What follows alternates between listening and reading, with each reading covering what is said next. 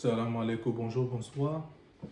Je voudrais prendre la parole ce soir simplement pour parler d'une actualité qui est assez brûlante et assez choquante aussi. Cette actualité qui concerne la mort, le décès du grand frère Fulbert Moanodji, qui était secrétaire général de la province de l'NDS.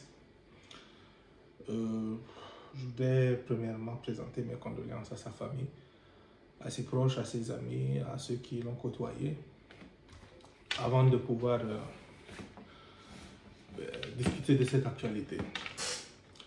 La deuxième chose que je voudrais faire, c'est de replacer le contexte. Qu'est-ce qui s'est passé?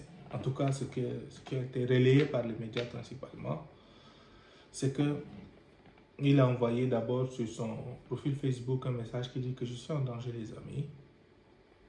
Et certains de ses proches lui ont envoyé un message pour demander ce qui se passait, est-ce qu'il pouvait intervenir pour lui et tout. Il a dit qu'il était en route vers Abéché, qu'il était entre Gazbede et Abéché, entre les mains des agents de la NSE. Les messages, en tout cas, si on se réfère aux messages qui ont circulé. Je voudrais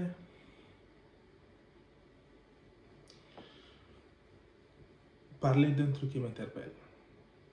Dans l'un de ses messages et l'explication qu'il aurait donnée à un de ses amis, c'est justement que il était en train de prendre un pot avec ses amis et ils ont parlé de la situation sociopolitique et il aurait été enregistré et transmis, en tout cas l'enregistrement aurait été transmis aux agents de la NSE qui sont passés chez lui et qui n'ont pas trouvé, qu'il a fui et finalement, je pense qu'ils ont mis la main sur lui.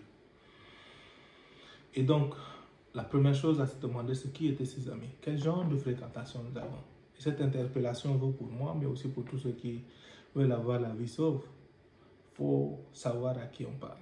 Parce qu'aujourd'hui, une conversation autour d'un pot entre amis peut être la cause du décès de quelqu'un. Et l'une des morts les plus atroces parce qu'il a été brûlé vif. Ça, c'est complètement inconcevable. Donc, nous devons premièrement être vigilants pour cela. Et voici à peu près le contexte. La chose suivante que je voudrais faire, c'est faire le parallèle par rapport à la situation générale du pays. Moi, je suis partisan d'une assertion très simple. Chaque peuple a les dirigeants qu'il mérite. Chaque peuple a les dirigeants qu'il mérite. Et quoi qu'on dise par rapport à la gouvernance du Tchad, quoi qu'on dise par rapport à la présidence ou en tout cas à l'exécutif, au législatif ou au judiciaire du Tchad, c'est ça notre niveau. C'est ça ce que nous méritons. C'est ce que nous... Parce que le pouvoir, c'est une émanation du peuple. C'est le peuple qui choisit son dirigeant. Même si on peut nous faire croire que c'est des armes, que c'est par force que les gens sont là. Mais c'est impossible de gérer un peuple mature si on ne l'est pas. En réalité, le pays là, si on prend un recul pour analyser froidement, nous sommes presque tous similaires. Parce que lorsqu'on essaie de regarder ce pays de façon désintéressée, un recul, juste un tout petit peu, on regarde les comportements des uns et des autres. Le décalage entre les discours et la réalité, le décalage entre ce qu'on dit vouloir et ce qu'on soutient pratiquement. Il est tel qu'aujourd'hui, il est difficile de se dire non, c'est pas nous, c'est juste que oui, c'est le président, ou ce sont ses proches. Non, on ne peut pas se dédouaner de cela. Parce qu'il y a eu une élection, il y a eu des choses qui se sont passées et nous avons choisi ce dirigeant-là. Quel que soit le mode, on peut reprocher le mode de sélection, on peut remettre en question les élections. Pour ceux qui veulent s'amuser, ils peuvent faire ça. On n'est plus à ce stade. On a un dirigeant, il y a des choses qui se passent dans le pays. Il faut faire des propositions fortes, il faut participer à ce que ces choses changent là. Mais les changements que lorsque nous demandons, ce ne sont pas des changements politiques. Moi, je suis de ceux qui pensent que la politique n'est pas la solution. La politique, c'est la dernière étape. C'est une des solutions, mais c'est l'étape ultime, c'est la fin. La politique arrive à la fin. Parce que si le peuple aspire à quelque chose et que le peuple manifeste cette volonté-là, le pouvoir va faire. Parce que Pour gérer un peuple, il faut le draguer, il faut venir lui dire ce qu'il a envie d'entendre, il faut venir faire ce qu'il a envie de voir. C'est comme ça qu'on prend le pouvoir. Donc, si le peuple tchadien veut autre chose, le peuple tchadien doit s'assurer de communiquer ce qu'il veut aux dirigeants. Pas des choses contradictoires. Pas, écoute, on veut ça, l'autre dit non, non, non. Parce que la proposition politique, les propositions politiques, il y en a eu. Hein. Historiquement, nous avons eu Alengue en 1996, nous avons eu Yorongar en 2001, nous avons eu Saleh Kebdaba en 2006, nous avons eu à la dernière élection là, de 2022, je pense. Voilà. Nous avons eu Succès Massara, qui était l'opposant, et puis voilà tout ce qui s'est passé. Mais il y a eu beaucoup de propositions de différents candidats. Si aujourd'hui, on sait tous si c'était Succès qui est à la tête du Tchad, peut-être que les choses allaient être différentes d'une certaine manière. Mais sur le fond, ça ne change rien. Ce sera juste essentiellement un groupe qui attend son tour pour gérer. Parce que, allons, soyons pratiques.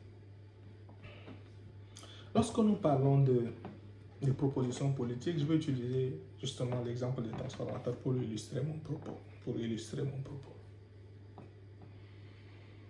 La proposition des transformateurs est simple. Justice, égalité. Bon, la coalition. L'autre proposition de l'autre groupe, c'est Tchad Uni. On va parler des transformateurs. Les deux propositions qui ont été formulées, sauf si on est débile, il n'y a personne qui a quelque chose contre le fait d'égalité, justice et égalité, conceptuellement. Maintenant, pratiquement, qu'est-ce qu'on fait? Il y a un décalage énorme entre on veut la justice et l'égalité et nos comportements au quotidien. Parlant d'égalité, on avait l'impression que le président Succès Masra et son mouvement prêchaient dans le désert. Même s'il y a eu des gens qui ont prétendu vouloir l'égalité, on a vu des comportements des gens qui essentiellement suggéraient que c'est juste notre tour. Donc le peuple peut dire et manifester un intérêt quelconque pour un message, mais regardez dans l'histoire du Tchad, il n'y a jamais eu d'égalité entre les gens. C'est pour ça que si le message était dur, ce n'est pas parce que le message conceptuellement était compliqué, mais pratiquement ça voulait dire quoi? On a toujours eu un groupe ethnique qui, lorsqu'il prend le pouvoir, se croit ou en tout cas se comporte comme étant au-dessus des autres et traite les autres comme des sous-hommes. Un groupe après l'autre, un groupe après l'autre. Ça a toujours été ça. Maintenant, qu'est-ce qui s'est passé? Les gens qui ont pris le pouvoir actuellement, vous ne pouvez pas dire à quelqu'un qui s'est retrouvé à être traité en sous-homme, qui a vu même, qui a vu remise en question sa survie. Aujourd'hui, il a le pouvoir, vous lui dites que non, maintenant on est la même chose. Qu'est-ce que la personne pense? Ah, moi j'étais derrière, j'étais maltraité, j'ai souffert. Et au moment où moi je suis devant vous dire qu'on est la même chose, c'est jamais possible. Et c'est pour ça que ces choses-là continuent. Pratiquement, les gens ne veulent pas parce que ce n'est pas que le concept est compliqué, mais ce que ça implique pour eux. Ça implique pour certaines personnes de perdre leur travail. Si on est égaux et qu'on doit choisir un mot, il y a des gens qui savent qu'ils n'auront pas de chance. Donc, l'égalité, ça n'arrange pas tout le monde. C'est pour ça que les gens ont voté pour une option différente. Tchad Uni, beaucoup ont voté quand même, il faut dire aussi. La justice. On se connaît tous lorsqu'on a un parent, quelqu'un qui est dans les problèmes, on se dit, oh, il y a des gens qui cotisent même pour faire fuir leurs parents. Donc c'est juste parce qu'aujourd'hui, il y a beaucoup de gens qui se plaignent, non pas parce qu'ils veulent vraiment la justice, vraiment l'égalité, mais ils veulent ils veulent plus être victimes de l'injustice et de l'inégalité. Ils se voient derrière, donc ils combattent pour pouvoir être devant, pas pour être au même niveau. C'est pour ça que c'est difficile. Lorsqu'on parle avec des gens qui sont vraiment passionnés, ils ne veulent pas de la même chose pour tout le monde. Ils veulent le meilleur pour eux-mêmes. Autant que cela peut être légitime, ce n'est pas le type d'attitude qui permet de construire une nation. Donc, mon propos, il est le suivant. Le changement ou la transformation ou la renaissance, ou peu importe le terme politique que quelqu'un voudrait utiliser, n'est pas d'abord politique. Il faut un mouvement social, il faut quelque chose qui puisse cristalliser les désirs du peuple pour que le politique puisse venir constater que ce peuple, il veut ça et lui faire des propositions dans ce sens. Il y a beaucoup de peuples qui discutent des différents projets. On n'est pas à ce stade. On n'est même pas capable de cohabiter tranquillement dans notre pays. C'est compliqué de pouvoir construire une nation dans ces conditions. Il y a effectivement des gens qui, au nom du pouvoir, au nom des relations, au nom de différentes choses, se croient au-dessus. C'est pour ça qu'on a créé le terme d'Onguru et compagnie. Pourquoi? Ça veut dire qu'il y a quelqu'un qui a le pouvoir, il faut que je le supplie, il faut que je sois son larbin pour pouvoir avoir quelque chose. C'est devenu un mode, littéralement, pour s'en sortir. Donc, mon propos, je le réitère, le suivant. Le changement ne peut pas venir de la politique. Il faut que le changement vienne ailleurs et que l'élément politique puisse rattraper le niveau du peuple.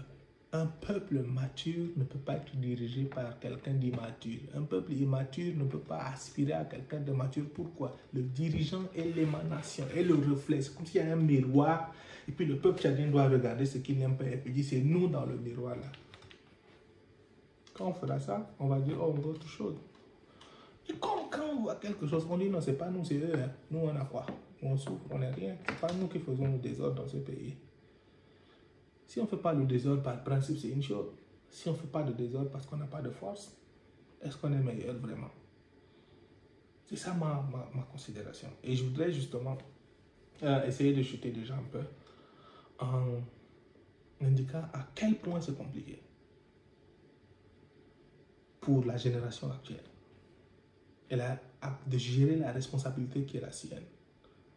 Parce que la génération des jeunes qui sont aujourd'hui là, ceux qui font des bruits sur les réseaux, ceux qui sortent dans les meetings, ceux qui ont des aspirations politiques, ceux, les intellectuels qui font des analyses, ceux qui sont sur le terrain, des entrepreneurs, compagnie, c'est ça la génération qui doit se sacrifier. C'est ça la génération qui doit se lever pour dire ce que nous n'aimons pas là, nos enfants ne vont pas trouver ça, nos petits frères même ne vont pas trouver ça. Parce qu'effectivement, c'est triste de le dire, mais nous sommes la génération que le pays a décidé de sacrifier. Nous n'avons pas de place. C'est pour ça qu'il y a autant de désordre. Parce qu'il n'y a pas eu un mode pour nous faire de la place. Donc forcément, il y a des gens qui ont des mentalités rétrogrades, des mentalités d'une autre époque, qui prennent des décisions, qui influencent les décisions. Donc forcément, ça crée un problème. Et tant que cette génération ne peut pas dire on en a marre, et ce n'est pas un mouvement politique, mais il faut un contexte social, il faut un contexte qui permet de pouvoir réunir des gens pour ne parler que du diable. Et c'est ça que nous, là, on attend. Qu'il y ait un mouvement, il y ait quelque chose qui soit apolitique. On fait des émissions, on fait des podcasts, on fait des choses pour pouvoir susciter des débats.